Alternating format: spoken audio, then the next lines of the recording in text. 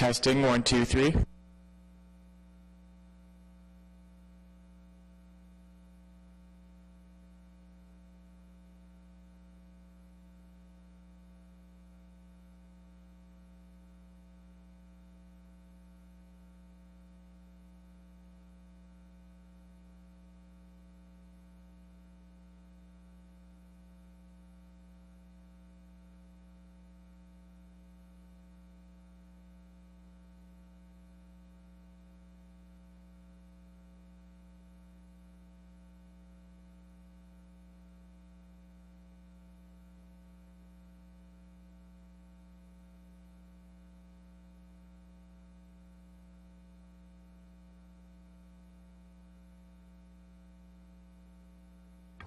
Testing, testing.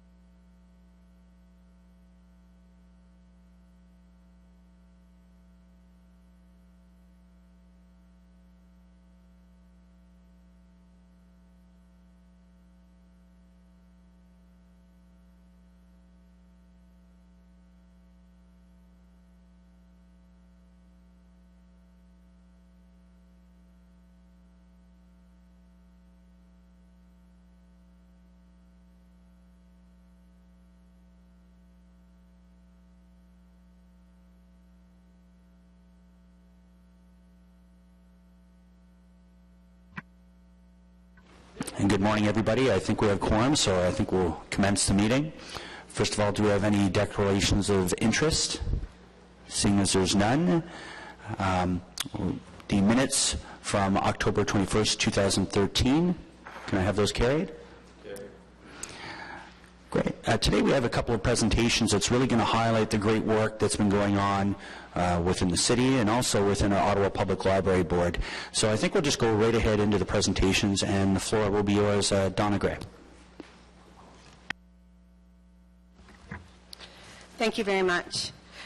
Today, as part of the 2014 budget process, we're providing an overview of the accomplishments that have been achieved through the Service Ottawa program, investments that were invested in 2013. We'll also be outlining the planned activities for the 2014 Service Ottawa Capital Program as part of the 2014 budget. Before I would begin, on behalf of my management team, I'd like to acknowledge the direction, guidance, and support of the Chair of the ITS Subcommittee, Councillor Tierney, and members of the ITS Subcommittee throughout the year in providing direction as we move forward on these accomplishments. I'd also like to acknowledge our Deputy City Manager, Head of City Operations, Steve Kanalakis, who chairs an internal committee that provides direction and guidance for all of the general managers and directors who are working in partnership to deliver the Service Ottawa program. As well, I'd like to thank specifically the general managers and directors who have been working with us in their back-end departments to transform business processes and to really think about how we deliver services differently for our clients and our residents. So just in terms of background,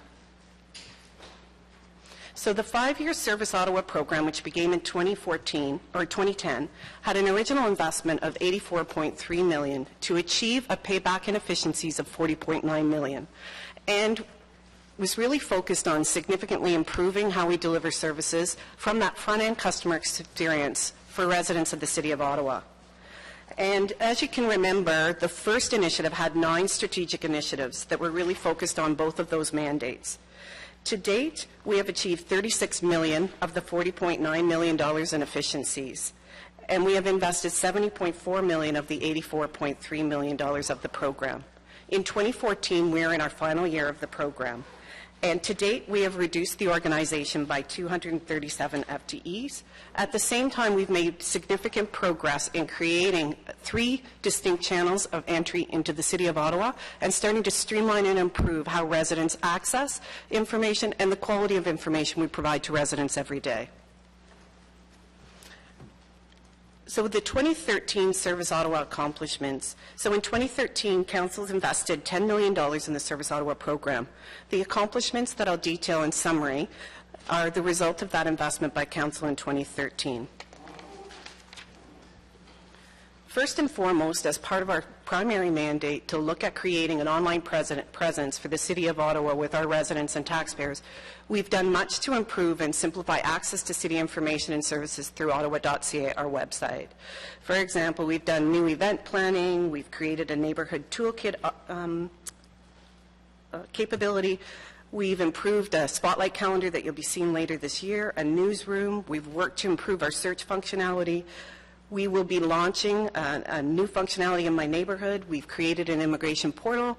And as well, we've improved the tools and information to assist residents with traffic disruptions and road closures and much, much more in one place on the website. So individuals can follow our traffic tweets in one place. They can bring construction, traffic, cycling information, and OC Transpo information in one place to assist individuals in our community as we launch and build and look forward to our new light rail system in the City of Ottawa.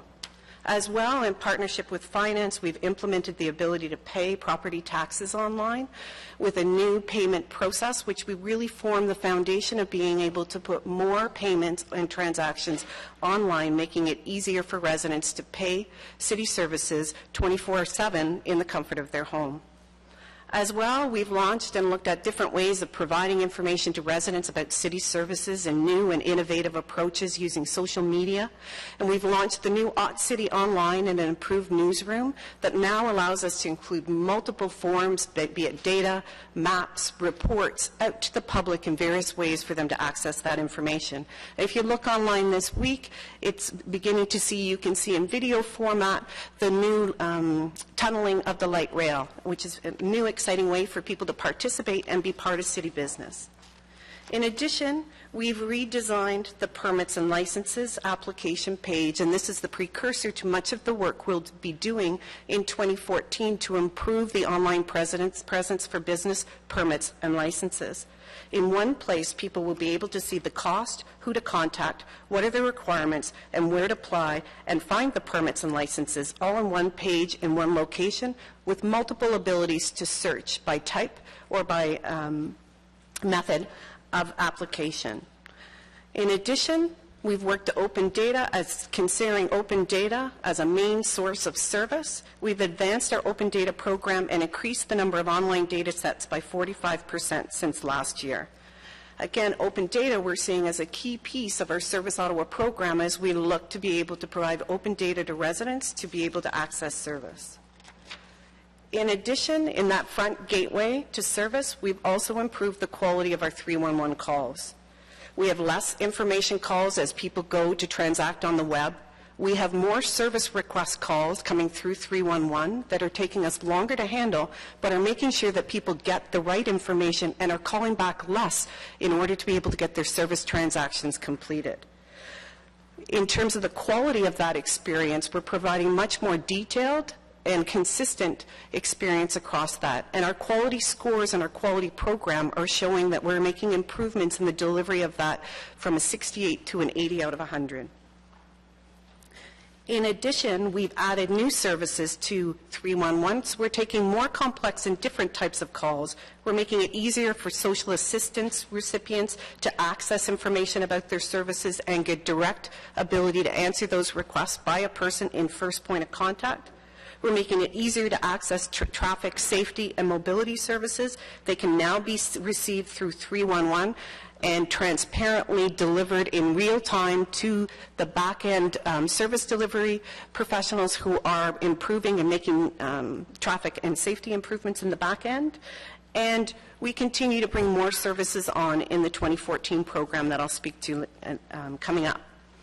As well, over 70 new restaurants and entrepreneurs have used our new business ambassador service, exceeding our original anticipated estimates by 40%, meaning more businesses are interested in doing service with the City of Ottawa because we've made it easier to access by having that single point of contact who helps individuals navigate through our system. In addition to that, through this program, we've reduced the red tape for businesses by decreasing the amount of time it takes to complete a permit and license. So not only have we given them one face, one person to access that, we've made that process simpler in order to be able to access. And we've reduced that process by 40%, and we've reduced the amount of information a business needs to provide to us across multiple services by 60%. Each of these transformations that we've done in a manual process through the Business Ambassador Program will form the basis of our automated program that we'll be releasing and rolling out in 2014. And in addition to that, we've implemented 147 mobile devices, 22 more office-based mobile workers, and increased our hoteling spaces, allowing staff to move throughout the city and enabling them to work closer to the clients that they serve, resulting in better and faster service. In addition, we've put the foundational technology in place to continue to consolidate city call centers into 311. So we've looked at then putting that technology in and looking at how we integrate all of our call centers into a multiple-tier call center network for ensuring that when residents call, they have that first point of contact seamlessly at their first call. We've also, to deal with as we pull more services and more calls into 311, we're also looking at how do we make sure that we're addressing the capacity of 311 to respond to those calls, and how are we most efficiently using our resources. So we've deployed 311 technology in the client service centers in Ben Franklin and the Laurier call centers. What that allows us to do is when there's peak call demands, it allows us to move those calls out to those particular locations. In addition, we have Kinburn and Metcalfe as our rural centers equipped with VoIP technology, and we are taking calls in those centers to be able to more efficiently use our rural staff as they're in rural call centers. This is the beginning of our program as we continue to cross-train our agents to be able to take on that service, and we believe at full implementation that will assist us to be able to deal with the peak demand and our call response times as people use 311, not only as their first point of contact and their gateway to city services, but as a key support as we move to an online presence as people need support to deal with the tools and technology we're implementing online. In addition, in 2013, we've put automated HR tools in place to support hiring managers and HR individuals, as well as internal and external candidates come onto our system in terms of onboarding for new jobs with the city. Now they can do it online 24/7 in the comfort of their home, and reducing significant paperwork both for external candidates, for internal departments, and for our HR practitioners as they bring on new individuals to work for the City of Ottawa. And through technology, we've also enhanced our finance and payroll reporting, and we've eliminated hours of work and improved the decision-making by moving it away from Excel templates and spreadsheets to creating a BI tool, business intelligence tool, that allows our finance and HR professionals to do that in real time. And still coming soon for things that you haven't seen yet, but will be implementing before the end of 2013 and are part of the investment program of Council for the 2013 Service Ottawa program. We will be launching Join Ottawa, an improved search application for recreation and leisure programs, in partnership with Parks and Recreation and Culture, our Ottawa Public Libraries, and Ottawa Public Health.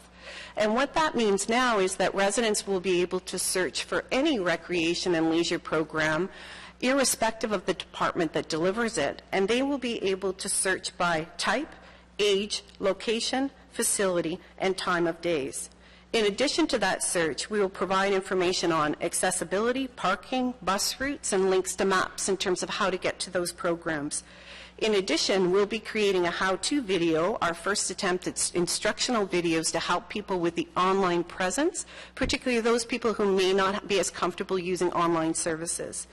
As well, this will really simplify access to recreation programs and enhance our revenue potential for recreation programs and registrations. As well, you'll be seeing before the end of the year an exciting new volunteer portal, which allows a simplified volunteer registration and standardizing our volunteer positions and the way people apply.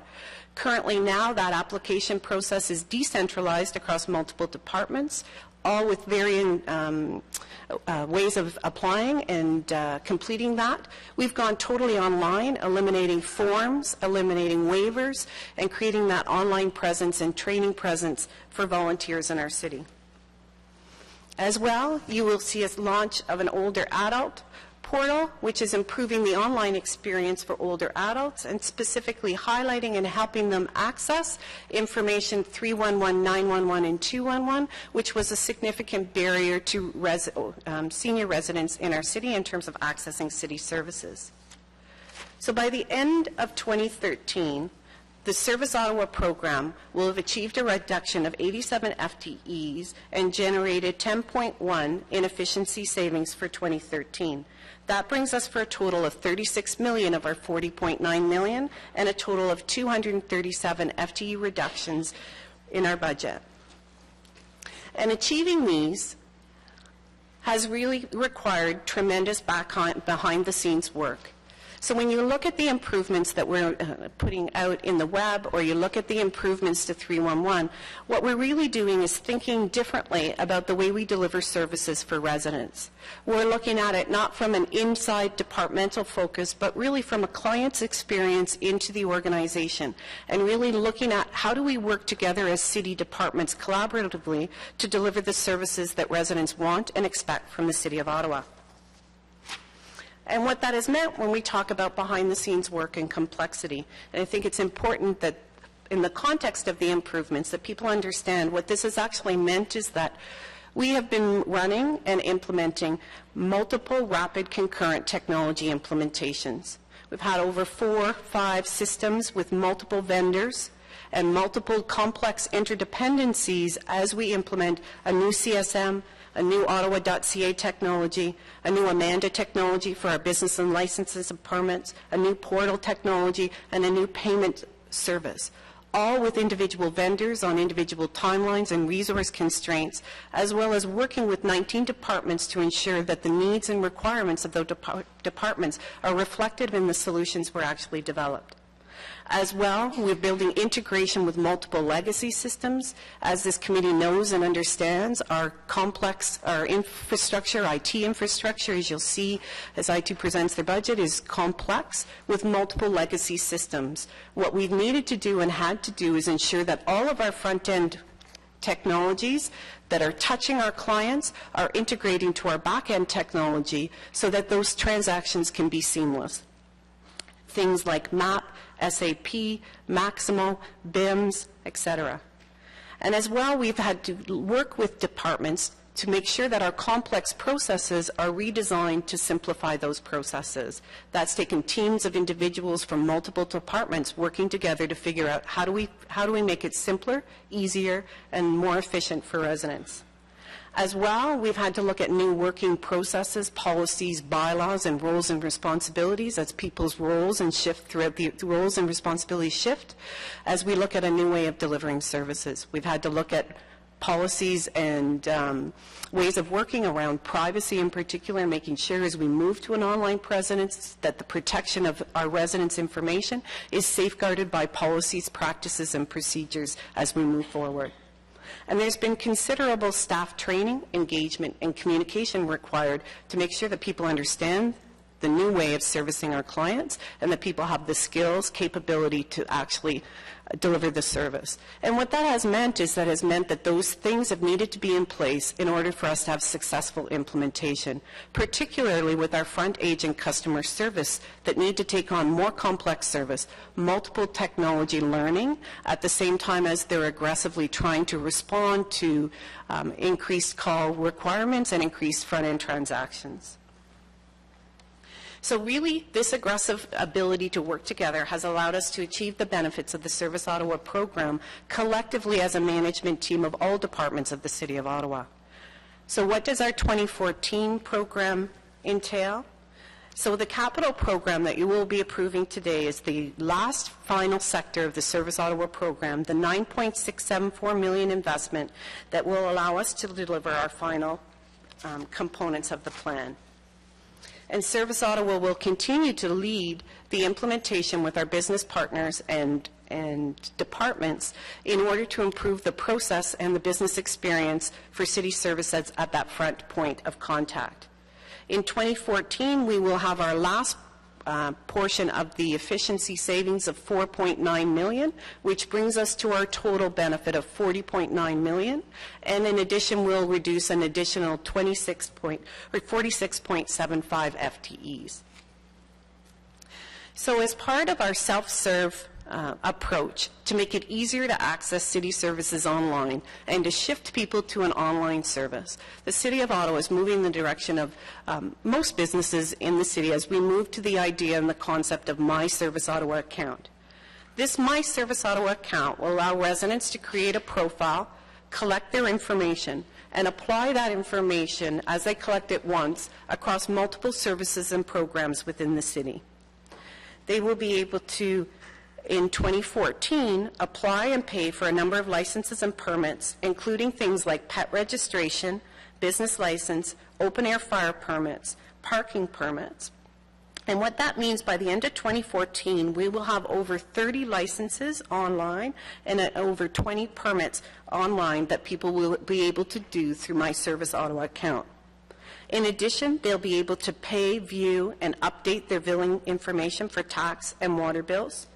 They'll be able to search the status of their own service request, open and closed for the ones that are currently online, and we will move to enhanced reporting for permits and licenses so people can track the phases of a permit and license. They can view and manage their garbage and recycling collection calendar, which has been a very highly used tool for residents, and this will allow them to have it in one place, easier access for them. Register for Twitter, and for local businesses, businesses will be able to create a profile for their business and will be able to use their business number to access that account, and will be able to change their information through My Service Ottawa account and have it applied to multiple levels of government and multiple programs in the city. And in addition to that, we continue our journey to improve convenient access to city services through ottawa.ca and mobile.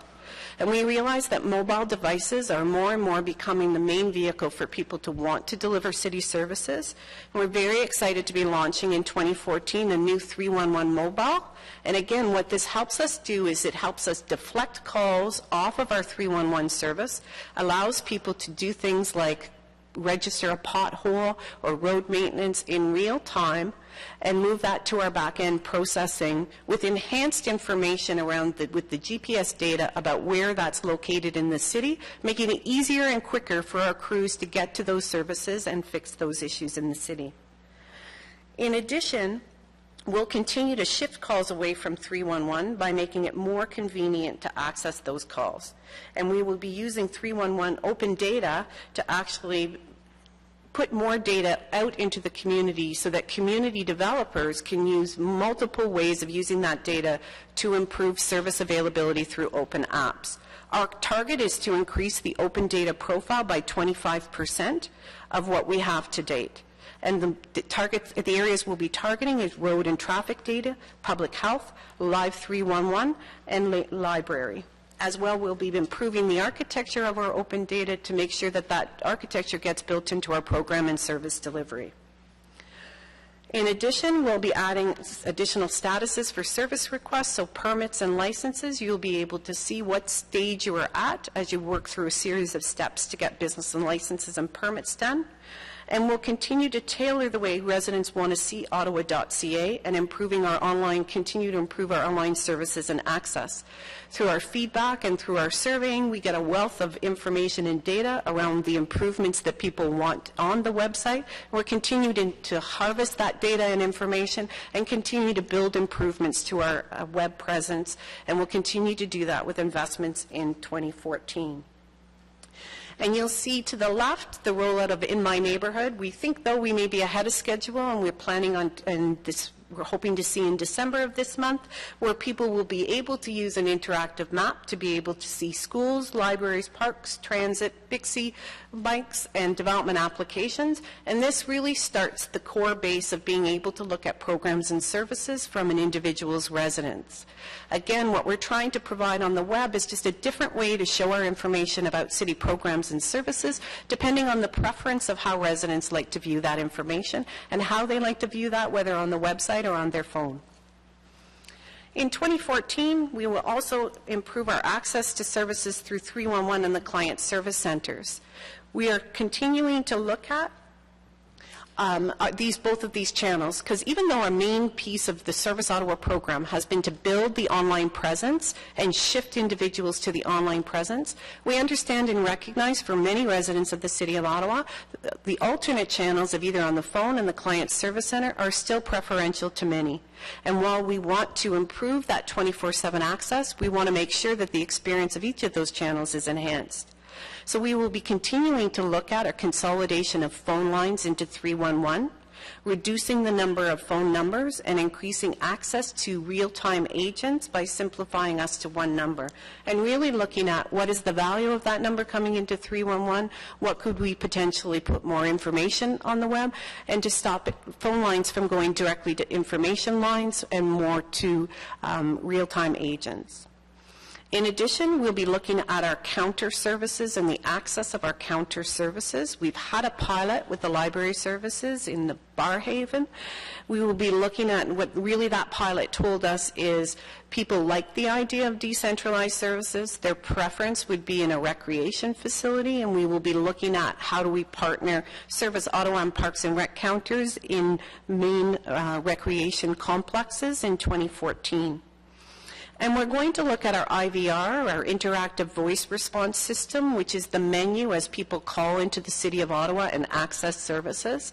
So as we bring and consolidate services into 311, we want to make sure that we don't create more complexity in our phone system for individuals. So we're looking at how do we create a self-serve on the phone capability should people want to bypass a direct agent and want to do things online, and how do we make sure that that interactive voice response is directing people to the right individual at the right time to get the information that they're looking at. And in 2014, we will do our last phase of the enablement of our city's mobile workforce. So we'll be deploying an additional mobile devices to the Public Works Department, who has been aggressively moving their workforce to a mobile field-based workforce. And we will be deploying for them the tools or the technology, the mounts in their vehicles, so that their workers can work directly out of their vehicles. We will continue to deploy 54 more office-based mobile workers in our human resource, parks and rec and culture, and our planning and growth management departments, which allow those individuals to more efficiently and effectively do their work across the city. And we will be deploying office-based mobility collaboration tools, which really is what we want as people move to mobile devices. We want them to continue to be able to interact and discuss and have the ability to collaborate with multiple departments across the city as they're decentralized on their mobile devices, and we'll be providing ways for people to do that in an electronic manner. And so when we look at the overall program in our last year of investments, you can see the total is 13.5. That includes the Smart Energy program through Public Works of 3.912. And you will see that we're at the end of 2013, 88% of the way in terms of our benefit, and we will be complete with the 2014 investment in our total program, meaning we have delivered the payback that Council had expected of their original investment by the time frame of the term of Council by the end of 2014. So what's moving forward? In 2014, we'll also be looking at how do we continue to be able to make these enhancements and improvements in 2015 and beyond. We'll measure our progress and create data to see have we met the results in the original business case that targeted the investment. We will be determining continued opportunities where we can leverage the technologies that we've rapidly had to deploy in the last 4 years to look at how can other departments use those technologies and tools. And we'll be looking at, once we've done the interface to those back-end systems, are there opportunities like we've realized in the business and licensing for full end-to-end process improvements and efficiencies as we move forward. And again, we'll be continuing to make enhancements to our front-end integration of our service delivery. As those front-end channels will have the tools, training of the staff, and we will be in full implementation to really realize the benefits. And we need to ensure that we continue in the course that Council has set for the city in making sure that our online presence and our electronic use of tools and technology are really making our city more efficient in the way we deliver services. And that concludes my presentation to support the capital program that you'll be approving today. Thank you. Great. Thank you very much for that presentation. And I'm always impressed. I still remember our first meeting as a committee after getting elected to this term of council, and we were still faxing things around to book ice, and we've come such a long way in almost 3 years. Also, I have to thank staff for holding firm on their commitments. When they come with a plan, they know we're quite serious. We have to meet these milestones, and you've done that. So I want to thank you on behalf of this committee, because we like to see us being the leaders that we are right now. And the other thing I'm always puzzled about too is I see corporations of 5 or 1,000 people. We're a much larger corporation, and they have trouble achieving their timelines. Scope Creek always kicks in. We've been meeting our timelines, so I do appreciate that a lot. We also have a couple other great things coming out today. I know the chair of CPS is quite interested in the immigration portal. He's also a birthday boy today. Happy birthday, Mark. I thought I'd throw that in. And we also have our new commuter tool, which is going to actually help us get around the city during these times of construction, that's launching later today. So on this, I think we have a couple of questions. So I'll start with Councillor Wilkinson. Well, first, I want to say, I know when we patched this more to Steve Kanalakis, because when we started the 5-year IT plan in 2010, it was before the last election, I don't think we ever really knew whether it was going to work or not. It was a big stab in the dark, and it's been a fabulous movement forward of everything that was talked about at that time, plus more, have come into this. So I just want to first commend the staff, because this is the whole package is huge. And the fact that by the end of next year, the 5-year plan will be entirely met, all of the savings will be entirely met. And I think those are annualized savings, aren't they? So every year, I mean, the payback is in about 2 years from the end of it will be completely paid off, probably even before that, because we've been doing it as we go along. So I'm very impressed with how you've done this, and that things are improving. I will look forward to the seniors portal. I have a lot of seniors in my ward, and I can use it myself. But it's the type of thing, by tailoring things to specific groups of people in the community, I think you're going to get a lot more use of it. And I can tell you, seniors love computers.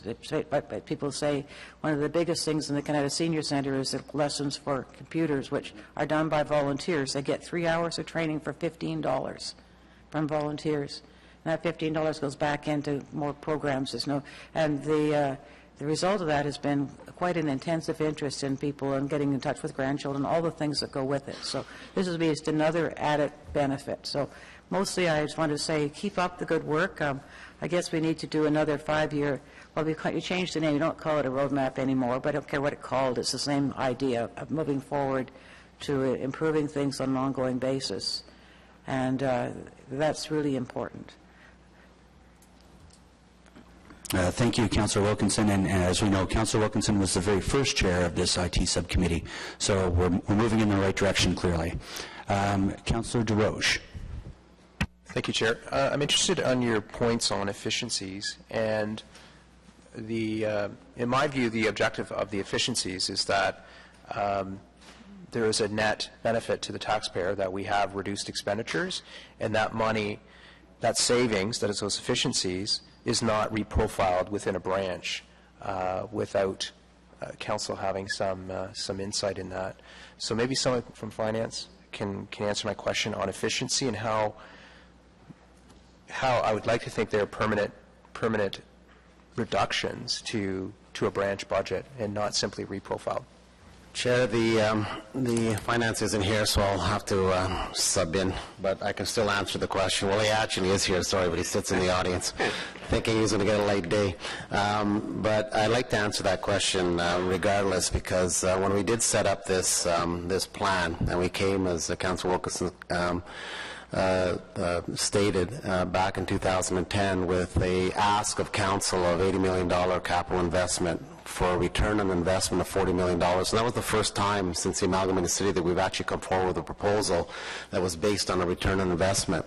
And they were cumulative savings. We've been saving every year. And how we've done that with the help of finance, and certainly Marion Simulik has been very adamant about this and has been key in terms of how this was accomplished, is that we actually took the savings out of the budget when council approved the budget for the following year. So it wasn't a question of how we used to do it, where we put in a target for savings and then hope during the year we'd actually find the savings, so then at the end of the year you'd realize the savings. We found that didn't work very well because so many different things happen in the departments and through the year unexpected.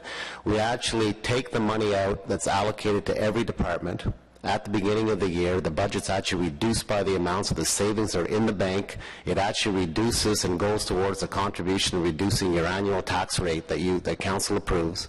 And then the department heads and the managers and the staff of the department have to find those savings against the plan to make sure that they actually come in line with their budget.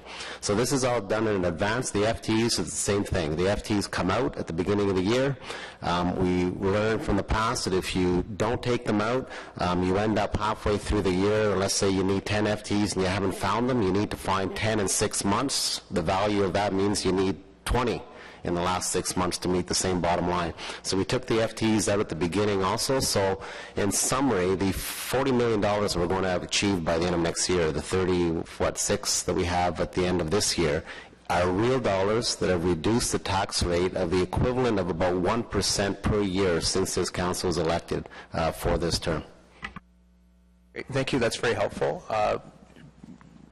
My view is, when on two levels. One, when we approve the business case, if it says we're going to have an efficiency and there's a target, that we go back and make sure that that target was achieved in the business case, and second, that we follow those efficiencies very closely to ensure that it's not being reprofiled without some discussion. So it sounds like we have a better methodology. My next question is about just telecommunications. You brought up that point, and I'm not Warren Buffett, but I see the day where we will have less landlines in the city of Ottawa. We know a lot of our staff are mobile, throughout the day, and maybe we still have a culture that they need a landline and a cell phone.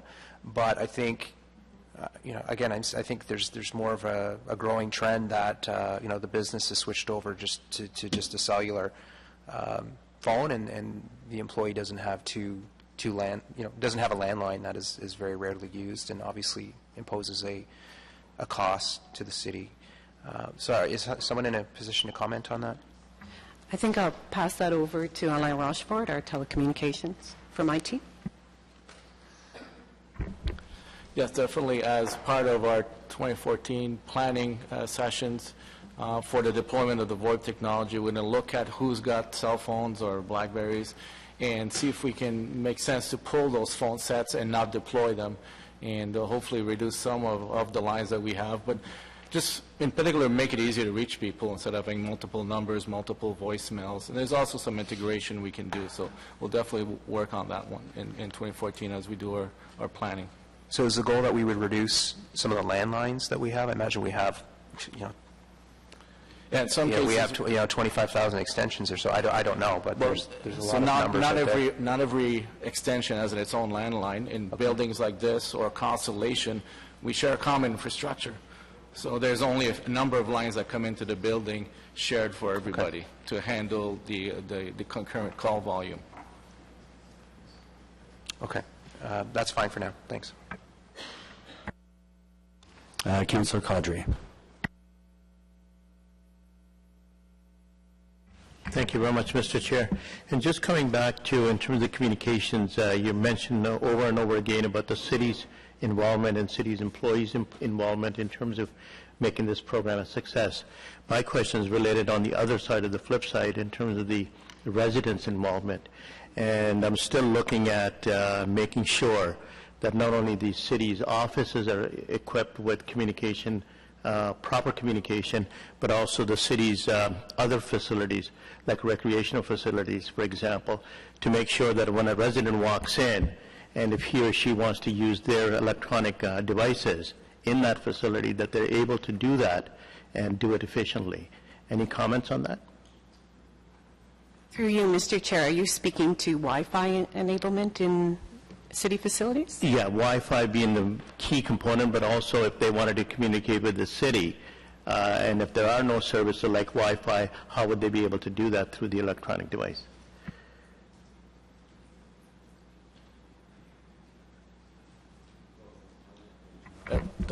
Donna, sorry. So for public Wi-Fi, there's an initiative. For public Wi-Fi, there's an initiative with Parks and Recreation that we went out to tender looking for a public Wi-Fi provider at no cost in exchange for perhaps advertising. The contract is in negotiations currently, so I don't have anything specific to report. So the concept there would be, at the rec center in Goulburn, would possibly have Wi-Fi, so you show up, you have your iPhone or something, you can jump on the Wi-Fi and get access to city services. So that's one of the concepts. Most people who have mobile devices also have airtime plans. They can also use the libraries. We have public Wi-Fi in every single library branch. So there's a fair amount of coverage. Thank you. And my concern was strictly from a recreational facilities point of view, because I do see people come in to enjoy our programming and enjoy our facilities, but in certain cases where they don't have their own Wi-Fi hookup, they are dependent on the city's building. So I'm just wondering, I mean, all the other retail establishments are starting to offer Wi-Fi, whether it be a Tim Hortons or a McDonald's. So I'm looking forward to having the city do the same thing, either through a contract or through directly with the city. Thank you. Just if I can comment as well through Mr. Chair, is where we are totally, I think, seeing the same vision in terms of services decentralized and seeing Parks and Rec hubs as a center for services. We are looking at how do we bring those services out to decentralized places so that people can transact, even though we want them to be able to transact in the comfort of their home 24/7. We are also providing those, or looking at providing those services in recreation facilities in terms of how can we have a more fulsome customer experience, and how do we use those in libraries, and been working closely with libraries around being able to train residents in their use of their public access computer terminals to be able to access city services in that regard as well. And there was talk, I guess, back in 2010 about creating more hubs within a community. For example, a bylaw officer, he or she wanted to communicate with the city. You're suggesting that they will have their own portable devices to be able to do that, rather than creating hubs within a neighborhood or a community.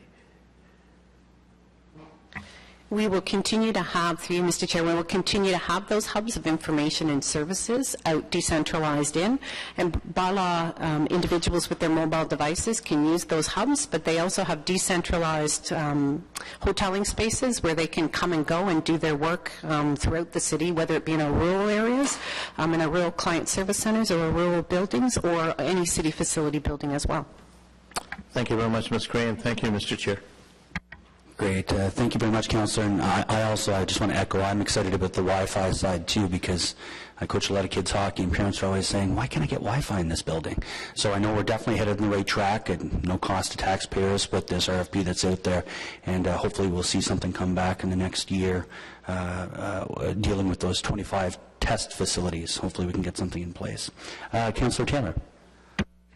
Thank you very much, Mr. Chair, and congratulations to the staff for all of the work that they've done. I recall, like Councillor Tierney, when we started this endeavor, it was really, and I certainly mean no disrespect, but the IT department, used to focus on repair and email and, that kind of stuff, and really wasn't a service organization, and you've turned it into that. So congratulations. You've done a wonderful job. So keep going. Keep doing what you're doing. My question is related not so much to the tech side, but as you continue to sharpen the stick on the tech side, can you tell me a little bit about how the city is growing, the programming around the city is growing? I'm not just speaking within the city organization itself, but the city at large.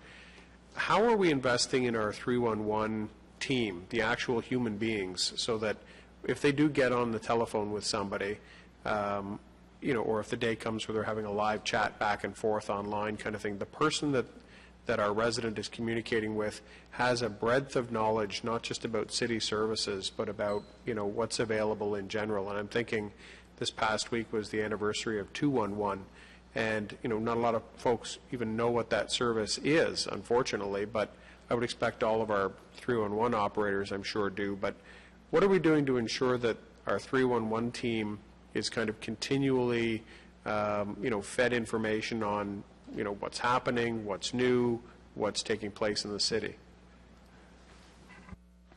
Through you, Mr. Chair, that has been probably our biggest kind of concurrent challenge as we implement new technology is keeping our workforce current. And we've had a really mammoth job to do in terms of making sure as we bring all these services in and we provide more access for those services at that first point of contact, keeping our agents current and keeping them knowledgeable and keeping them professional in the delivery of customer service has been a primary focus. And we've been doing a multiple streams of that, and we are really kind of at the first phase.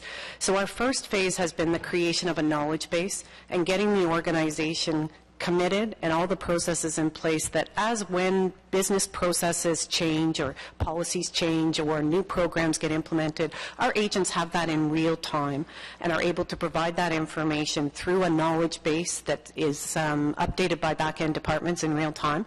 And we've been having tremendous success in moving departments there. We still have a ways to go to ensuring that that actually happens, but we are seeing great momentum and change in the organization.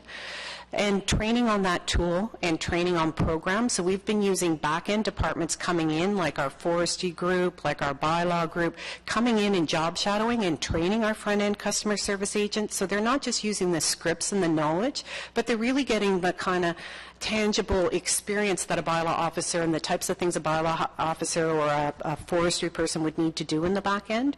So we've been doing that with select departments as we bring that on, as well as we've been standardizing and creating a training curriculum for them that goes from the basis of, we have a first stage of basic customer service training, and then we are planning and are in the planning stages of doing it a more enhanced to get us ultimately where you're, I think, speaking with, which is where we want to go, is where they are fully aware of kind of broader community initiatives and broader community events that are happening.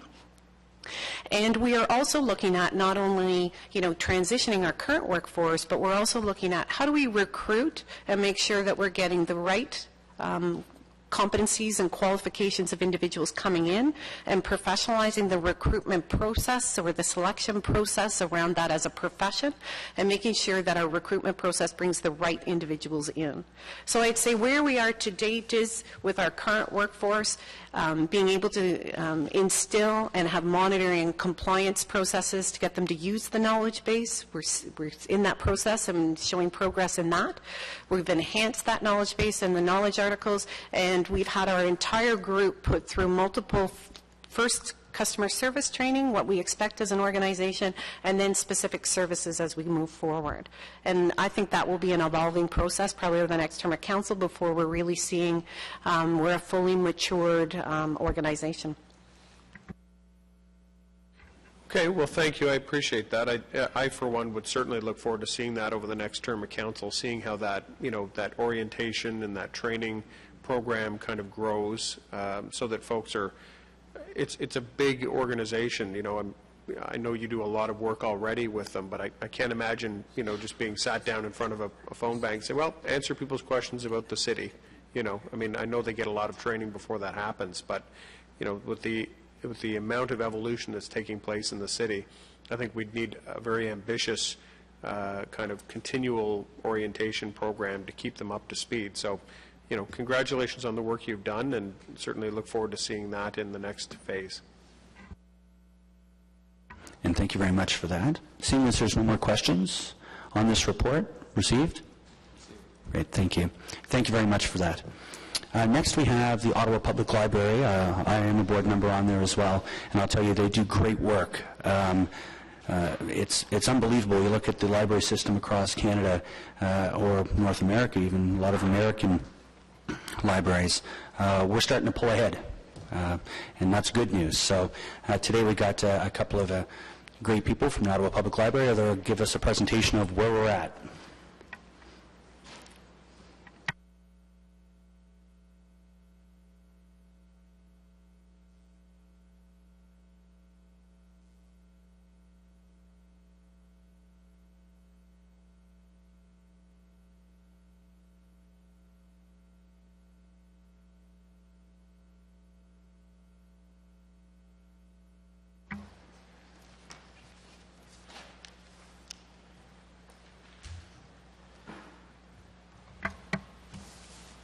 Okay. Thank you for inviting us to speak to you today about technology at the Ottawa Public Library. My name is Craig Ginther. I'm the Manager of Digital Services with the library, and I have with me today here Anna Mould, who's the Manager of Communications and Community Relations with the library. Our intention today is to provide you with a brief update on technology projects that we have recently undertaken and to inform you of some of the projects that we're working on, in many cases in partnership with ITS.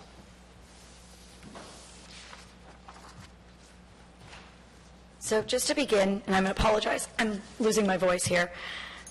In 2012, the Ottawa Public Library Board identified a number of strategic priorities that would lead us through from 2012 to 2015. 3 of these directly relate to the initiatives that we're going to speak to you today, and that is to provide relevant, accessible, and customer-centric services, to ensure that we remain vital, welcoming community hubs, and that we continue to innovate using technology and continuous improvement. Just briefly, I wanted to describe the department that I lead in the library. As I said, I'm the Manager of Digital Services. We're a team of 10. We work very closely with our partners in ITS on various projects, which we bring forward via the Corporate IT Management Committee, as other city departments do. Our other main role is in providing library application support for employees and for library customers. And finally, we're responsible for development and support for the library website and catalogs of materials for borrowing and downloading. And as the Manager of Communications and Community Relations, our team is responsible for the communications planning and implementation, and specifically around technology. We are responsible for publicity and promotions of the website, social media, advertising, and media relations. What is not covered in my title here is that I'm also responsible for strategic planning and strategic initiatives for the library, some of which we're going to talk about towards the end of this presentation, which I'm very, very excited about. So looking at some of the key projects now, the library is a pilot site for the virtual desktop infrastructure project. The pilot has been in place since late September at the Nepean Centrepoint branch and is showing some very promising results that we believe will have a dramatic effect on desktop architecture in the years ahead, both at OPL and in other city departments.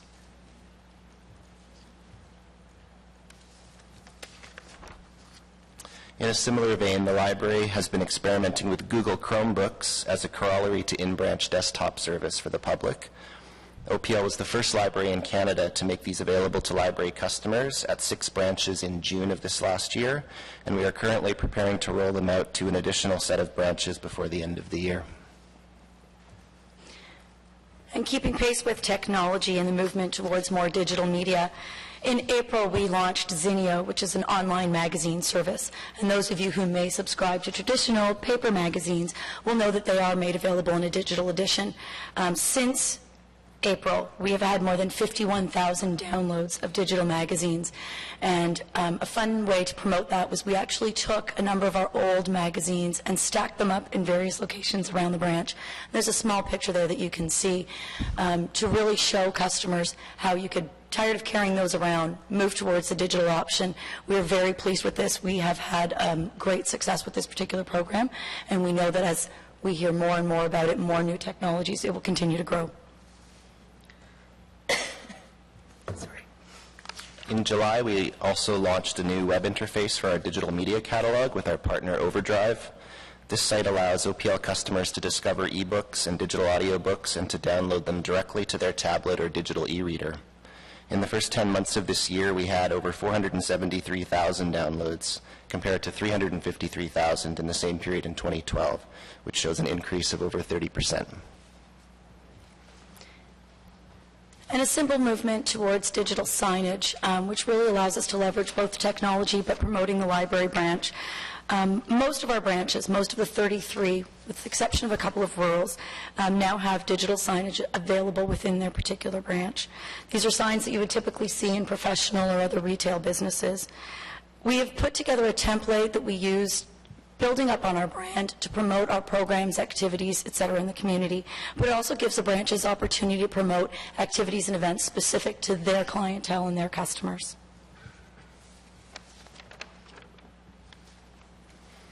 In May of this year, the library also launched a new web application that allows customers to pay their outstanding fines and fees online with a credit card.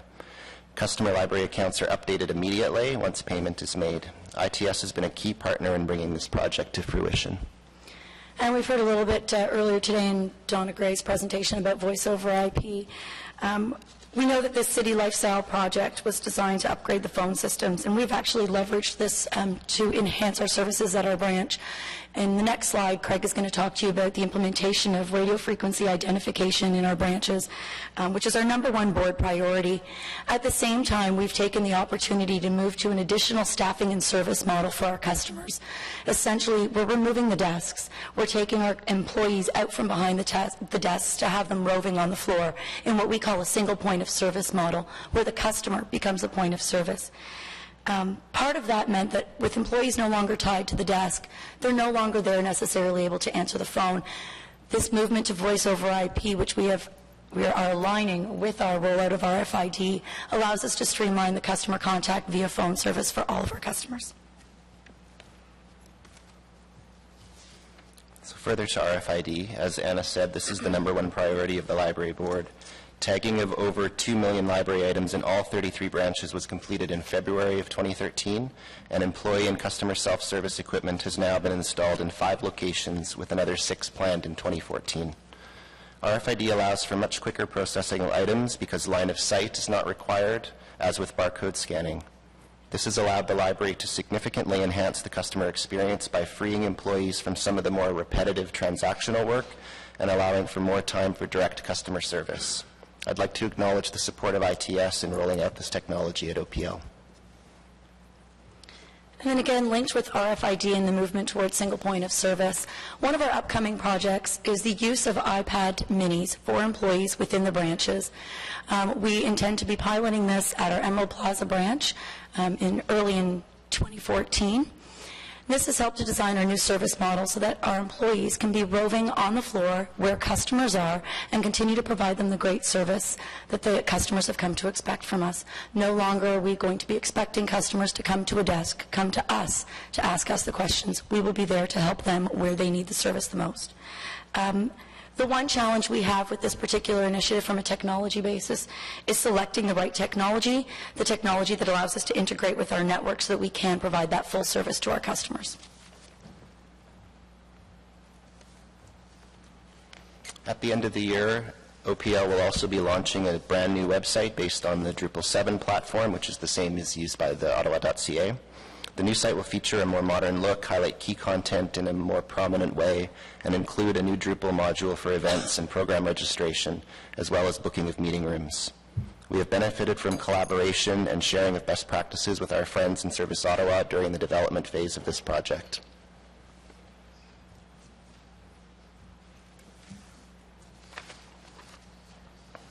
OPL is also moving towards improved integration between our website, our main catalog, and our digital media catalog through use of application programming interfaces, or APIs. The goal is to have one catalog for all formats, and the months ahead will see steady progress in this area. And looking internally for a moment, we are working on a project to automate employee scheduling. Right now, we have more than 600 employees, and we use a manual scheduling process. Earlier this year, we began a business process review working with the city's corporate business services team, and our intention will be to hopefully determine a potential technical solution which will flow through SIPMIT, and this will help us to increase efficiencies by reinvesting back inside our organization.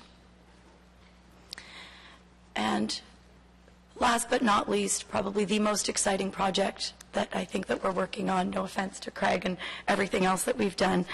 A couple weeks ago, we recently announced that we are working with the United States Embassy to bring a makerspace to Ottawa residents at our Nepean Centrepoint branch. A makerspace, for those of you who are aware of it, is a digital creation lab. It's a space for people to come together using technology such as 3D printing, laser cutters, video equipment, music and editing software, to collaborate, to imagine, and to create. This will be the first open to the public space in our community. We are working with our partners in IT and our partners in infrastructure services facilities to finalize the equipment list, come up with renovations, and we're aiming for a launch in 2014, hopefully in Q1. The space will be called Imagine Space, or Espace Imagine, and we invite everyone to come out and visit us. And that concludes our presentation. I just want to end, if you have not visited the library in some time, I do hope that what you have seen here today may entice you to come visit us either in branch, online, or where we are out in the community. Thank you. Wow, thank you very much, Anna and Craig. That was a great presentation, and you guys deserve a lot of credit for the work you do on there. I know you're very passionate about it. The Drupal website, you guys actually had Drupal before we did as a city, so you guys see how technology can really help us out in many aspects, and are really leading the charge, so thank you for that. I have a question real quick. Is this presentation going to be given also to the library board as well? I know we have 3 members here already, but it might be something interesting to pass on. This presentation is quite similar to a presentation given to the library board recently, but for sure we are committed to continuing to provide updates to the board on a regular basis, for sure. Oh, Councillor Wilkinson. I think there's more in this one than the last one you did at the library board. It's growing. The other thing I was wondering, and we had the other presentation, we actually could see how much is being invested in them and how much the annual savings would be. And I think for the boards, probably more than here, but certainly I know there's savings because you said you don't have to hire any more staff when the new district library opens because of the savings from technology. But I think it would be really helpful for the library board to know how, if you can put that together, how much that savings has been over the last few years, and how it's affected on the employee base, because effectively you said you've saved this many employees that then you didn't have to hire that many for the new branch. Correct. And that's going to continue, I would hope. Yeah, especially looking at the RFID implementation, and you'll see in the upcoming budget this week and next week, we have essentially taken the savings that we've used from the investments from RFID technology, and we've reinvested that back into our employees. So, for instance, West District Library, also known as the Beaverbrook Branch, will be expanding and opening in August of 2014 in your particular ward. And there will be an increased number of employees, and that has been self-funded through the implementation of RFID. Although I would like to see one of those makerspace things in there, too, with all the people in our area that are doing stuff at home. It would be really helpful for them. But it would be very exciting. I don't know how many we can handle, though. So, but I think that the point it is, you tell us verbally about these savings. I've never seen an actual chart. So that would be helpful, particularly for perhaps the non-council members of the board as well. Okay. And thank you for this, because you certainly have made great strides, and I've seen a difference, even in the little depot we have in Beaverbrook, which is extremely busy. Because we've got some of the technology there, it's enabled them to actually function. And they're functioning at more than even the smaller branches with this tiny little place. Mm-hmm. It's amazing. Yes, I think it's due mostly to the technology. Yep. Great, thank you very much for that. Any other questions? Great, so on that presentation, received? Thank you. Now we'll move on to item number 3 in our agenda, the Business Technology Plan for 2014.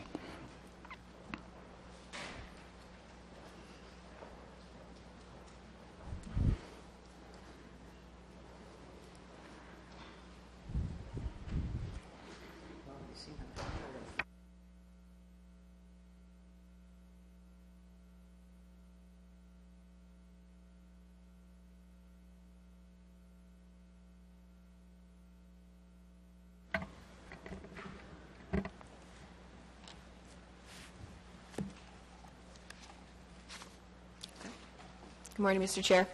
On behalf of the ITS management team who is here with me today and our staff, we're pleased to present our plan for 2014. You'll notice it's now referred to as a business technology plan, and we will also be presenting our budget that supports this plan as well.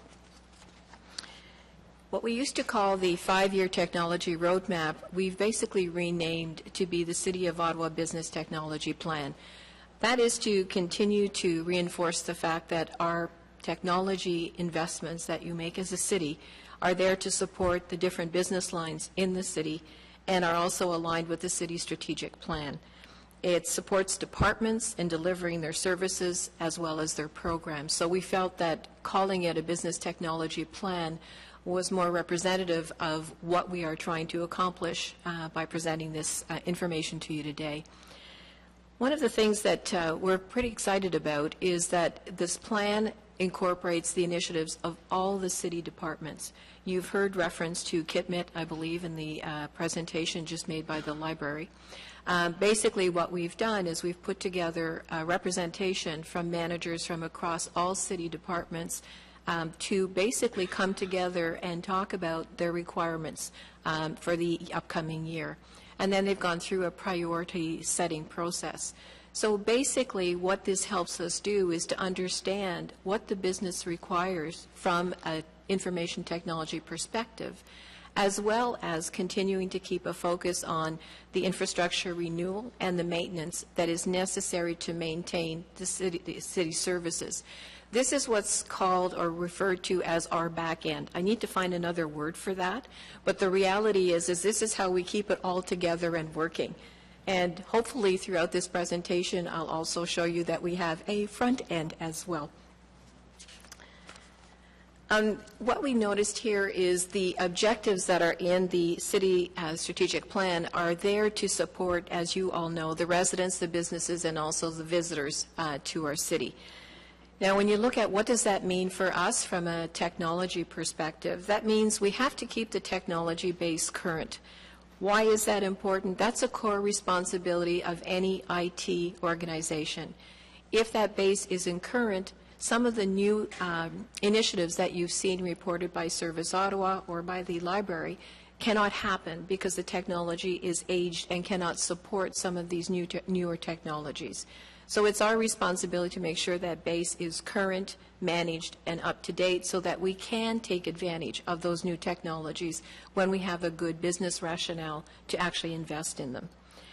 We also support Service Ottawa and a number of other transformational initiatives through implementing different and various technology solutions.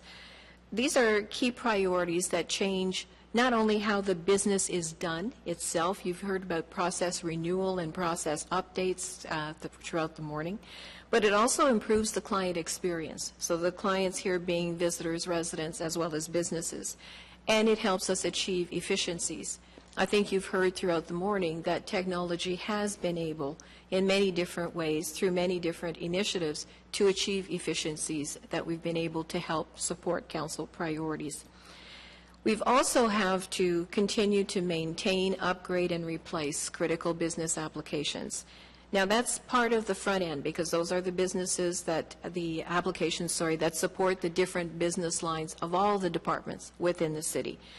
It's there, basically, we do it to improve the performance so that the systems are not seen as being slow. We reduce the complexity of the IT environment. I'm going to show you a little bit later on that we do have a very complex IT environment, and it's important that we stay on top of it so that it doesn't become more and more complex as opposed to more and more efficient. And it also supports the day-to-day running of those applications. So multifaceted responsibilities around maintaining all of those critical business applications. And there are a very significant number of them because we have, for every department, there are a number of critical business applications that they require. Also, from a corporate perspective, an enterprise solution like an SAP that supports many different departments in many different ways would be considered to be a critical business application. In terms of the structure of our plan, if you've had an opportunity to look at the document itself, you'll notice that we structured it into 4 priorities. I think it helps give a more concise picture of where our efforts are being spent and what we are working towards achieving. 3 of the 4 priorities that you see listed there, new transformational, ongoing business initiatives, and operational support, will continue to be there and will remain constant throughout the years. That's pretty well what the technology organization is about. Service Ottawa, the first priority there, will basically terminate as the Service Ottawa program ends and transitions into whatever the next term of council decides those things are going to look like. But it is for us a top priority, and we wanted to make sure that we gave you some insight into where we're going and what we're doing aligned with those 4 priorities. So I'll start with Service Ottawa, which you've heard quite a bit in terms of the successes that this organization has had in terms of improving citizen-centric, user-friendly, streamlined, and cost-effective services. We have been pleased to be a partner with Service Ottawa and hopefully are seen as a main contributor in helping achieve some of these results. The important thing here is whenever you expose information to citizens is you have to make sure that that information is consistent, that it's timely, that it's accurate, and most importantly, that it's accessible. It's fine to have it there, but if people can't get at it, then you have to question the validity of what we're doing. When you look at what we have done in terms of supporting the efforts of Service Ottawa, the major role that we have had has been around exploiting the internet and communications technology. Because when we talk about access and we talk about citizen being able to reach services, that really means that we have more services online for people to be able to use themselves, and also have a number of enhanced and increased self-service functions. I believe that Don has covered the accomplishments as well as the plan for moving forward, so I will leave that there, but suffice to say that we, from the certainly communications and the internet perspective, we have been partners with Service Ottawa on helping make some of those achievements real, and we will continue to do so throughout the 2014 year. We have sat down on a number of occasions looking at how we actually work together in order to effectively deliver on those commitments. The second priority we talked about earlier was on the transformational projects. Now, this is, I would say, part of our, quote, front end. And basically what we mean by when we say a transformational projects, because I find sometimes we throw buzzwords around, and I want to make sure we're clear on what we mean. A transformational project changes the processes by which work is done, and it improves service and or reduce costs, or both. So it's not the same thing. It's not doing business the same way. It's not automating a manual process. It's fundamentally changing how work is done. And I think you've seen a number of examples in the Service Ottawa presentation and the library presentation. It's not business as usual with a technology front end. It's an actual change to how we do the business, how we use our staff, our people, to actually deliver services. Departments participate. I referred to KITMIT a little bit earlier. This new intake process, that's what we mean by KITMIT. And we had a prioritization exercise that went through and looked at trying to get a handle on what needed to be part of the work package for 2014. This was a new initiative for the 2014 planning. It's an initiative that will continue to be refined as we move forward, because it's very important that we understand the requirements of all departments within the city. As well, as you all know, the demand for technology services will continually outstrip the supply. So we need to be able to come together as an organization and get some sense around where can we put our time. And that is subject to the strategic plan and, of course, the term of council priorities. So we keep all of that in mind as we actually look at establishing some priorities. Why is it important? To get a sense of, do we have the right resources in people and dollars to actually deliver on the commitments that are being sought. In terms of some of the examples of transformational projects, there are a number of them, again, in the business plan.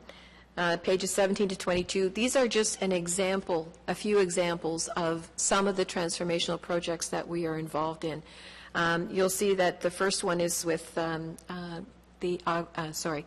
Public Health in terms of the panorama system that's coming into play. Interestingly enough, as a little sidebar, a number of years ago when I was working with the Population Public Health Branch, we developed the genesis for that system that we're now bringing into the city. So it's kind of an interesting loop to get to experience. The other two in the child care wait list, as well as the housing collaborative, that's work that we are doing with CSSD. And very important, as you can see there, that one of them is a collaboration with the province and very important in terms of the benefits to our citizens on the child care wait list, because that is something that's of concern to many parents in the cities. So I think one of the things we wanted to ensure is when you look at those initiatives in the business plan, you will see that we have identified where the alignment to the strategic plan exists. You'll see in brackets HE2 or SE1. Those are all related back to the strategic plan. So we've ensured that all of the projects moving forward are actually directly aligned to the priorities. We also support and have transformational projects with environmental services, human resources, infrastructure services, public health, the public library, as was mentioned earlier, parks and recreation, as well as transit services. And those are transformational projects. So just wanted to give you an idea of a few. There are additional details in the plan if you would like to get a sense of some of the others. But suffice to say that we are working with many of the departments in the city on transforming how the business is being done. So I just want to stress that we do have a front end as well as a back end. In terms of the third priority, the ongoing business initiatives, again, these are just examples. There are many of them highlighted in pages 23 to 25 in the plan, if you are interested in getting more details. But basically here on the enterprise asset management, basically that is work that we are doing with environmental services. So what happens with the ongoing business initiatives, as you're aware, many technology projects are not delivered within a year. So all of these initiatives that are highlighted here had an element that was implemented in 2013, earlier this year, but that is going to continue into 2014. And some of these initiatives you will see will continue to have additional functionality added, sometimes year after year, because these are major areas where there are going to be continued opportunities to improve or enhance the solution we have. I have to stop talking with my hands if I've got a mic in front of me. Sorry about that. In terms of the hosted enterprise payment service, one of the things that is of particular interest there is that we will be moving to a hosted solution, so outside of our organization.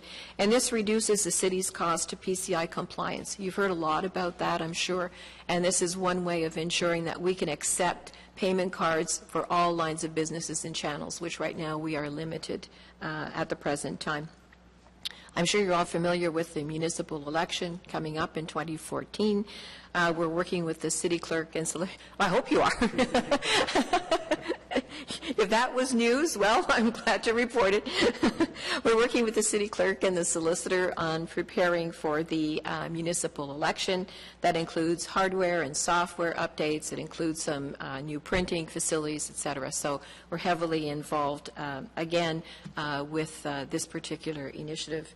And there are many more for you to look at, but because of the interest in time, we wanted to focus on a few priorities to give you, again, a sense of the breadth of work that we are undertaking with our business partners. So this is the fourth priority, and this is the back end. And this is the area where I typically get glazed eyes, so I will try to present the information in a way that may be somewhat of interest, because this general area is where the majority of our time and resources and people are spent. So what we're showing there, without going through the slide, is we're showing all of the devices that employees and yourselves will have, whether it's handheld, mobile, desktops, laptops, iPads, you name it. It also shows that we have connections into the public library. It shows printers, it'll show servers, telecom services, the wide area network that basically connects everything together, our increasing mobile environment. So that's there. That slide is really there to depict the support that we need to provide in order to be able to ensure that all of these business applications and all of these new initiatives can function, can be available, and can be accessible. We have also in there the very large corporate-wide applications like an SAP. And just to give you an idea of how complex that environment can be, that SAP system supports finance, it supports human resources, it supports supply, real property and asset management, and field operations. So you can think of all the different pieces of information that need to interact so that that system is like the traffic cop to capture all that information, process it, and then in turn make it available for decision-making, analysis, or even lookups for information.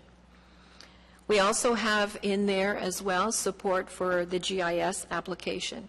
That supports our call center, bylaw enforcement, permit and planning application tracking, property information, infrastructure permits, business and animal licensing, as well as infrastructure.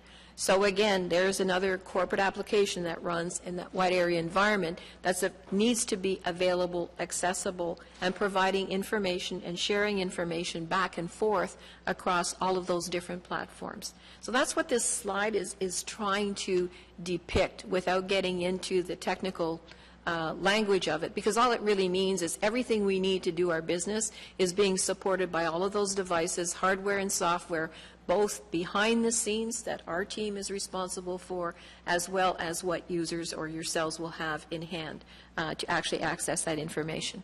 On top of that, there's also a major records management system, because we need to make sure that we have our corporate documents available, and also the class recreation program registration and facility booking system as well that is used by all of the facilities across the city. In terms of the operational support initiatives, so some examples there that I thought you may be interested in is the computing technologies life cycle and the virtual desktop infrastructure, which you heard the library talk about, that they were also doing some work in this particular area. When we look at operational work, we categorize it in 4 different areas. One is the break fix. So I was using an application yesterday, it was working, today it isn't working. We get into that and fix it. A service request I need help with. I have to reset my password, not sure I know how. So it's service request, we have a service center to respond to that. Natural growth, we're adding a new employee. We're adding a new recreational facility. That's just natural growth. We have the application in place, we just need to add a new segment, if you like, to it. The computing technologies life cycle is something that I was pleased to see we had in place at the city. It's a very difficult investment for a lot of organizations to get their heads around, because there is a cost involved here in making sure that the technology environment is refreshed and renewed on a planned and scheduled basis. That means knowing all the assets we have, the age of those assets, when they start to be out of warranty, when they are end of life. The issue that happens is if you don't do that on a regular basis, you get a very big ticket item every 3 or 4 years that isn't necessarily planned for. This way we have in our capital funds that you'll see in the budget, we have dollars set aside to refresh and renew our infrastructure. This has to be part of everything we do. Because from a technology perspective, if that infrastructure ages, number one, it breaks more often. If it's out of warranty, we pay for every service call. If it's end of life, the vendor does not support it. So if the vendor has determined they do not have the dollars, the people, or the time to continue to support a product, then I would venture to, suggest that we certainly do not either. So it's important that we manage that environment, and as well as not incurring costs, as well as being able to predict and to plan for the replacement, it is also less disruptive for our employees as well as yourselves when we actually do a planned improvement. In terms of the virtual desktop, the bottom line with that and why people do it is we require fewer computers that we have to replace on an annual basis, and that extends the life of the device. So there again is another way of making sure that we keep the environment as refreshed as possible. So in summary, this plan, actually the plan as opposed to the presentation, is a living document. It's been developed in partnership with all city departments. We're very proud and appreciate the support and involvement from our colleagues. This was a new process. We were learning as we went. We had great support. There was a lot of time involved and a lot of difficult decisions trying to determine from a corporate perspective what should be prioritized in terms of the plan moving forward. So we certainly appreciate their help and their support. We will continue to review our progress against the plan, and we will produce a new plan annually to reflect changing business priorities. So what you will see for the next term of council is a 3-year plan for where technology is going overall, with an annual business plan like we're producing today that shows you what is that first year of that 3-year plan going to look like, going to cost, and what investments will we be making, and what benefits will you be realizing. So that's in summary of our presentation. Are there any questions at this time? Thank you very much, Jeannie. And I believe this is your second meeting so far, so you're right into the fire there, and I appreciate that. Thank you. Councillor Wilkinson. Yeah. We saw the earlier presentation there, the cost benefits, et cetera, but then you say 70% of your overall budget is maintaining what we have. Mm-hmm. I'm just wondering, we're getting these new devices in. Is this increasing our operation to maintain things, or are we taking other things out that balances out? I think what you're going to be finding in the next foreseeable future is that 70% will probably stay in the range. And the reason for that is that as we maintain that, like we do everything we can to remove what isn't essential in that ongoing. However, when you look at all of these new initiatives that are coming down the pike, eventually those new initiatives come into our production environment to support and maintain. So it's a constant coming in as a new initiative and cleaning out what we no longer require. There are very few organizations that get below 65% of their investment in running the day-to-day. No, I'm not talking really about that, but whether or not the savings that we have from the new technologies, whether that takes account of the costs we're going to have as an ongoing to maintain things, or whether that extra cost is actually balanced off by those which go out, as you put it. There is a change going back and forth. I just don't know.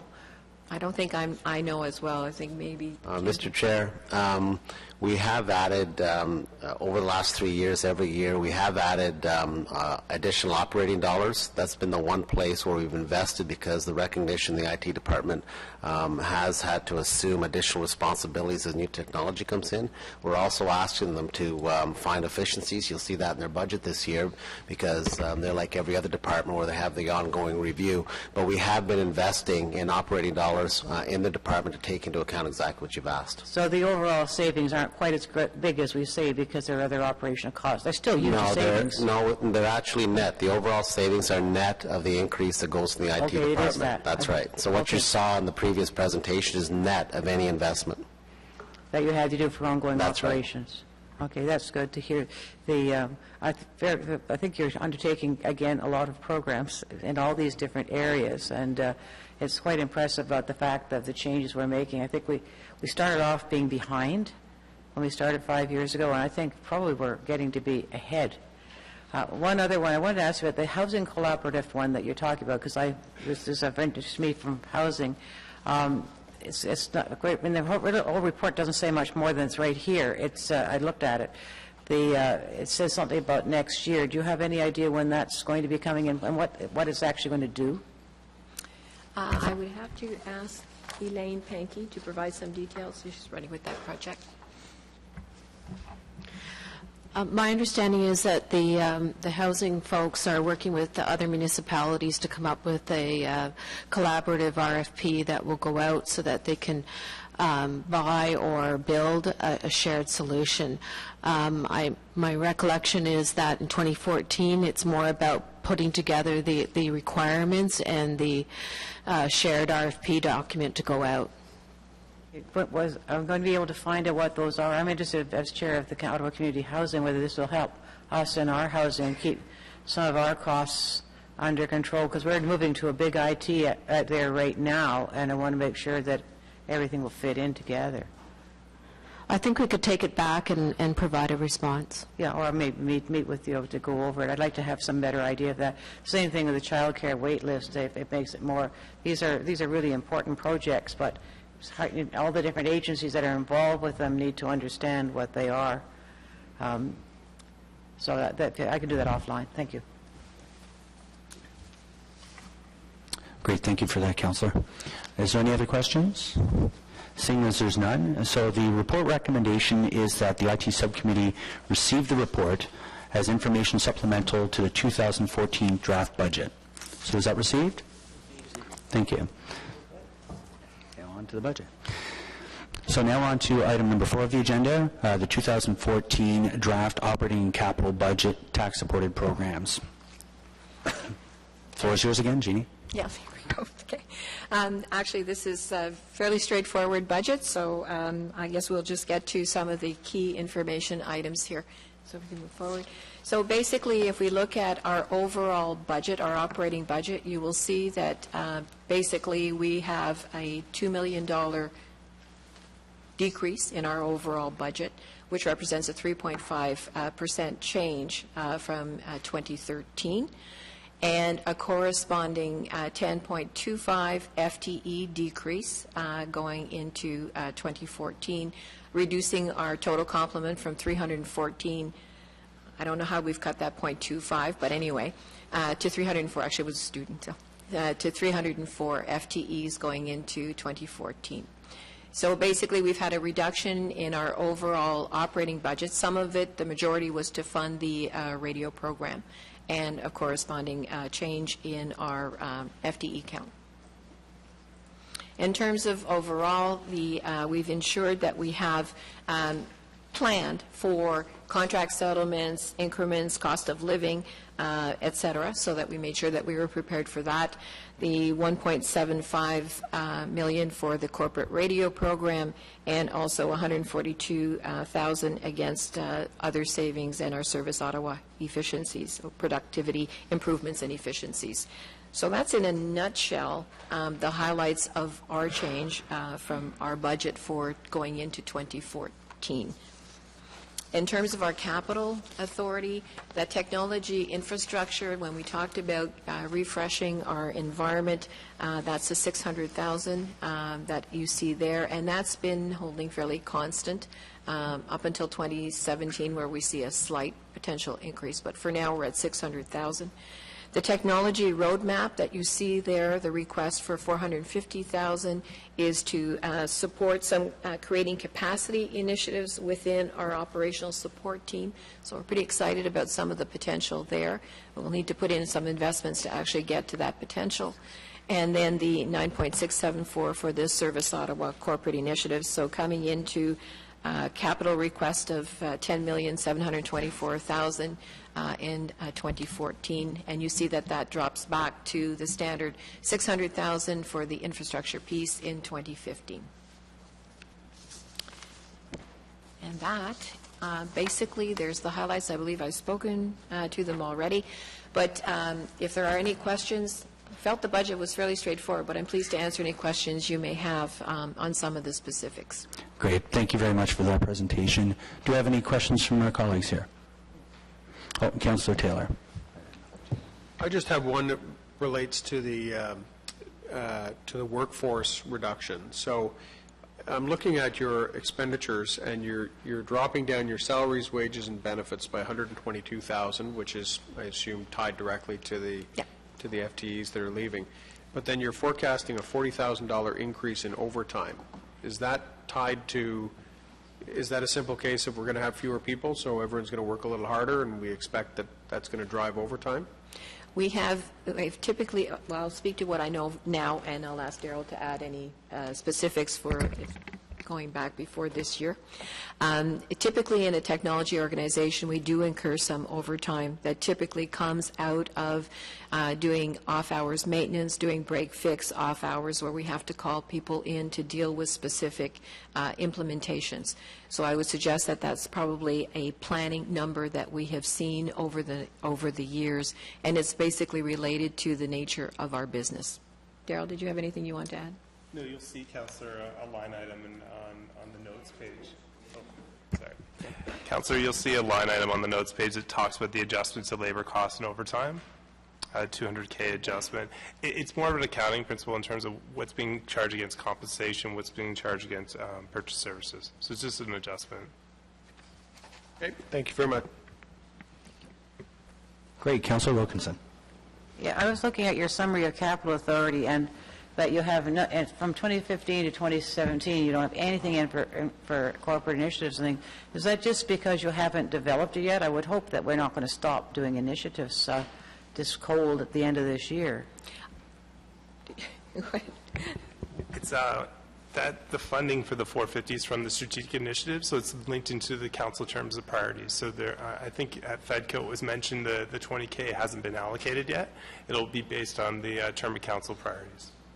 Some others have given us indications of future costs, and so you are expecting that to have money as soon as the new council does their term of council priorities, including those for IT. Now, you must be working on those now. Yes. Is there any? Are we going to see those at all, just to have an idea during this term of council, or are you going to wait till after the election? We're formulating some ideas, and we're working with some of the departments and Service Ottawa to get a better handle on the business requirements. We have some ideas in terms of where we're going from a technology perspective, but we do want to wait and see what the priorities are going to be, because they could actually flex in a number of different ways. Okay, because sometimes we have one council has made suggestions to the next council, and because we've been working with it, and if you get a lot of new people, it's very difficult for them to have a full understanding. So I don't know if we're going to be able to see any of that. Maybe that's more a question for Steve. Chair, there's discussion happening now in terms of updating the term of council priorities, and I have asked Ginny, who's going to be leading this, and Donna is going to be involved, to start looking at the vision for the next round of council in terms of the technology investment, to build on some of the things Donna mentioned in terms of once we finish the program in 2014, how do we leverage what we have, where are the next avenues we need to proceed. Ginny, as a new CIO, is going to play a much larger role in terms of driving that vision and working with her department to ensure that we take advantage of technology, we take advantage of cost savings that can happen in the future. So you're going to see somewhat of a shift from a Service Ottawa program to more of a IT-led program that coordinates all the department initiatives through the governance structure we've set up. So our plan is to bring back an investment proposal for this subcommittee and for council for the next term of council that will build on what we have and focus us on where we have to go next, primarily around service request connection to the back end, where the field worker actually is directly connected to the service request. And that's come up several times in several committees, and that is the next avenue we want to pursue, because that's where more savings are, and that's where more improved customer service is, when we can get a direct request directly to a field worker and get that work done. We have to go there, and mobility is the other big piece for us. So I know when we had the 5-year roadmap, that was done a year before an election and had proposals in for the next 4 years, which were modified a bit, but not a lot. And I thought that we were going to continually roll that out, so we always were looking 5 years ahead. And yet now we look like we're stopping dead at the end of 2014. Yeah, no, we're not stopping dead. I think the issue really is the funding. You may not be, but we are. Well, hopefully you come back. But everybody's back, and so we will be bringing that proposal as part of the term of council priorities, because you have 8 priorities now in council, 8 strategic priorities. There's a whole bunch of objectives and initiatives under those objectives. I think this term of council, my last review, we're just doing the review now with Ken Kirkpatrick and the executive management team. You've accomplished as a term of council, this council, pretty well all your objectives that you set out at the beginning. There's very few that may not have been accomplished, and we will now build in that next plan, and of course the treasurer has to build that into the next, as you well know, the next financial forecast, and what room do we have in our strategic initiatives, capital budget, and the various other capital budgets to go into the next term. So that won't be seen until sometime in 2015 then? Is that what you're saying? Yes, you won't be seeing that till everyone returns. That's right, the new council returns. I know in other times with capital projects, you can actually approve them ahead of time as long as you allocate that the funding will be available for them, and that's often been done. They're not planning to do that anymore. On these, because they're tied to the council corporate strategic plan, the plan has to be refreshed, so council has to make a determination on this one, other than unlike some other capital projects, that this project and the investment we will be recommending on this is something you want to continue investing in from the limited amount of dollars you'll have available for strategic initiatives, because that strategic initiative capital fund, which has been funding the Service Ottawa program, is going to be under some pressure for the next term of council due to the investments we've made in infrastructure, roads, and all the other things that we've been doing this term of council. So there will be some choices that have to be made about this remaining a priority and the vision that we want to present to you in terms of moving forward. And that will include whatever benefits we get in paybacks, because that makes a big difference. Well, the plan is not to. I won't do a double negative here. We will not bring a plan that does not have a return on investment for your consideration. I mean, that is an important principle that we've built into this 5 years ago. We've delivered on those commitments, and going forward on investment in technology, I would not bring back a technology plan without a clear return on investment for council. Okay, thank you. Thank you very much, Councillor. Councillor DeRoche. Thank you. On the public works side, they obviously have a large capital budget, and the process is one where we squeeze the works in progress, so that at the end of the fiscal, if some projects have not used the money, that obviously it's accounted for. And just wondering if we follow a similar process in IT, since there is a capital budget, that it's reviewed by finance, and we only we return to the Treasury essentially the money that's not going to be used in that fiscal year. In terms of the process, when I mentioned all the departments were looking at the different investments. Well, I guess whatever is under your jurisdiction here, so I think you have a 60 million capital program? No, maybe higher than that, I think. It's 600,000, the capital. How much is the capital? So 600. Oh, 10 million. That includes the Service Ottawa component, though. Okay. Right. So do you review the works that are in progress right now to put the squeeze on them, essentially, if we're not going to use it all in the fiscal year, that it's going to be returned? They do it in public works. I'm just wondering if there's a similar process here. We are returning funds to it's about $2 million, a little over 2.9 million, I believe, back that we will not be expending. Some of that came because of the shift into the total capital tangible assets that occurred in the course of the year. We were not able to spend those funds, and we're returning them. Okay, good. That's all. Thank you. Okay, welcome. Great, thank you for that, Councillor. Any further questions?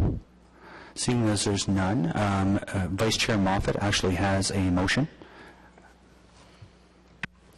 Just a technical amendment to revise the budget pages. Whereas at its meeting on November 5th, 2013, the Finance and Economic Development Committee delegated the authority to the Information Technology Subcommittee to review the Information Technology Services 2014 draft operating capital budgets and the Service Ottawa capital budget, pages 81 to 89 and pages 137 to 141 of the Finance and Economic Development Committee budget book, and report its recommendations directly to City Council at November 27th, 2013 council meeting concerning the budget. And whereas the individual budget book that was prepared and published with the Information Technology Subcommittee agenda for this meeting inadvertently omitted the Service Ottawa capital budget pages. Therefore, be it resolved that the Information Technology Subcommittee amend its budget book to include the Service Ottawa capital budget and include them in its consideration and subsequent recommendation to Council. So on that, carried. Thank you.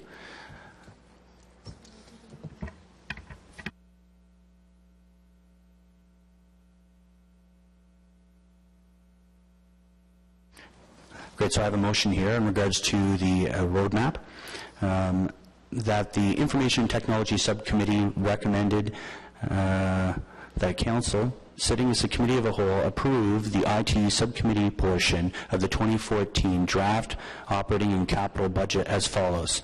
1, the Information Technology Services budget as follows. Operation resource required, page 87 of the FEDCO budget book, page 7 of the revised ITSC budget book. B, capital budgets, page 138 of the FEDCO budget book, and page 14 of the revised ITSC budget book. And number 2, that the Service Ottawa capital budget, page 140 of the FedCo budget book, page 16 of the revised ITSC budget book, be received and carried. So on that motion? Great, thank you very much. And we have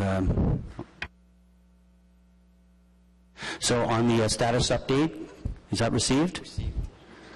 Great. No income. Oh, yes, Councillor? I read that this is supposed to be done in this quarter of the year, so are we getting the response back to this next month, or?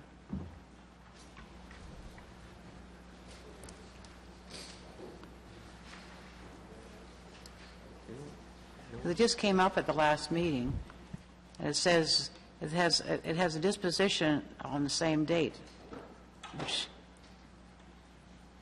does that mean we got it, we put it forward and got it done the same date?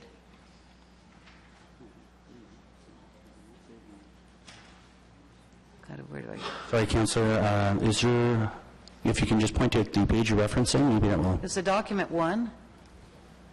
And it has the list of the things that and I went back and I saw them in the 21st of October meeting. Correct. But it says they're in that minutes that they were brought forward. Does that mean that we're not getting any further information on those?